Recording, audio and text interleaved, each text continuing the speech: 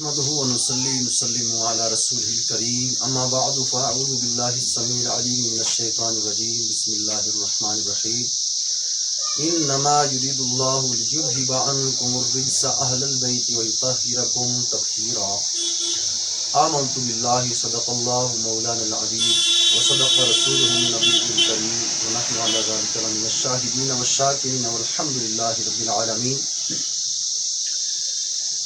معزز ناظرین و سامعین،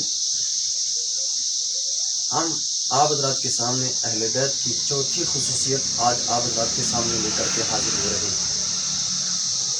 اہل بیت کی جو چوتھی خصوصیت ہے وہ یہ ہے کہ اہل بیت اعظام صحابہ کرام رضوان اللہ تعالی علیہم اجمعین کے دور میں بھی آپ کو اشراف کے لقب سے یاد کیا جاتا تھا، یعنی سادات کے لقب سے یاد کیا جاتا تھا۔ تو عرب کے اندر شریف اور اشراف ان الفاظ سے یاد کیا جاتا تھا، خاص کر جو صحابہ کرام رضوان اللہ تعالی علیہم اجمعین کا مبارک دور رہا، اس میں خصوصی طور پر اشراف کے لفظ سے پکارا جاتا۔ اور اس دور میں حضرت سیدنا علی مرتضیٰ رضی اللہ تعالیٰ عنہ کی وہ اولاد جو خاتون جنت سیدہ فاطمہ الزہرا رضی اللہ تعالیٰ عنہا کے وطن پاک سے ہے، وہ قیامت تک جو بھی مسلک اہل سنت والجماعت پر چلنے والی ہوگی تو اسے سید کہتے ہیں۔ اب سید کا جو لفظ ہے یہ قرآن عظیم کی جو سورہ آل عمران ہے اس سے لیا گیا ہے۔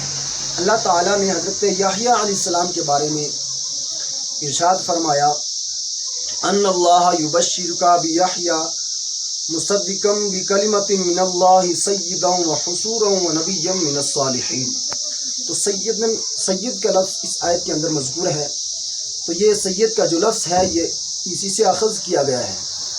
اللہ کے نبی صلی اللہ تعالی علیہ وسلم نے حضرت سیدنا امام حسن اور امام حسین دونوں کے لیے فرمایا، ان الحسن والحسین سیدا شباب اہل الجنہ۔ اور ایک روایت میں یوں مذکور ہے، ترمذی شریف کی روایت ہے کہ مصطفیٰ کریم رؤوف الرحیم صلی اللہ تعالی علیہ وسلم نے ارشاد فرمایا امام حسن رضی اللہ تعالی عنہ کے لیے، ان ابنی ھذا سید لعل اللہ بہ ان یصلح بین فئتین عظیمین من المسلمین۔ تو اس میں بھی نبی پاک صلی اللہ علیہ وسلم نے ارشاد فرمایا، ان ابنی ھذا سید، کہ میرا یہ بیٹا سید ہے۔ تو اب یہ جو سید کا لفظ ہے یہ خاص کر اہل بیت اور آپ کی نبی کریم صلی اللہ علیہ وسلم کی جو ضروریت ہے اس کے لیے بولا جاتا ہے۔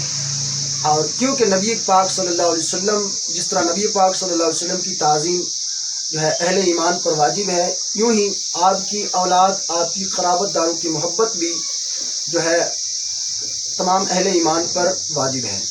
امام شافعی رحمۃ اللہ علیہ فرماتے ہیں، یا اہل بیت رسول اللہ حبکم فرض من اللہ فی القرآن انزلہ۔ تو بہرحال کچھ لوگ ایسے بھی ہیں جو اپنے آپ کو سید کہلاتے ہیں، حالانکہ وہ سید نہیں ہیں، اپنا نسب جو ہے غلط ثابت کرتے ہیں۔ اس کے بارے میں آقا کریم نبی رحمت صلی اللہ تعالی علیہ وسلم کا واضح فرمان موجود ہے۔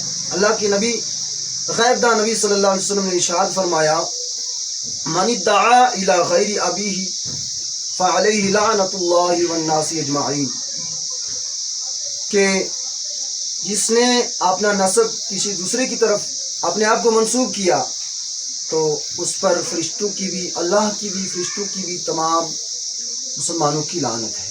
اس لعنت سے بچو، اور خود جانتے ہوئے، خود پہچانتے ہوئے پھر ہم اپنے آپ کو دوسروں کی طرف جو ہے منسوب کریں اپنے نسب کو، تو اس سے بڑی کم عقلی اور جہالت اور کیا ہو سکتی ہے۔ خدا تعالی ہم سب کو نبی پاک صلی اللہ تعالی علیہ وسلم کی اہل بیت سے آپ کے صحابہ کرام رضوان اللہ تعالیٰ علیہم اجمعین سے سچی اور پکی محبت رکھنے کی توفیق عطا فرمائے۔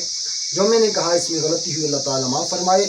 وآخر دعوانا الحمد للہ رب العالمین۔ السلام علیکم ورحمتہ اللہ۔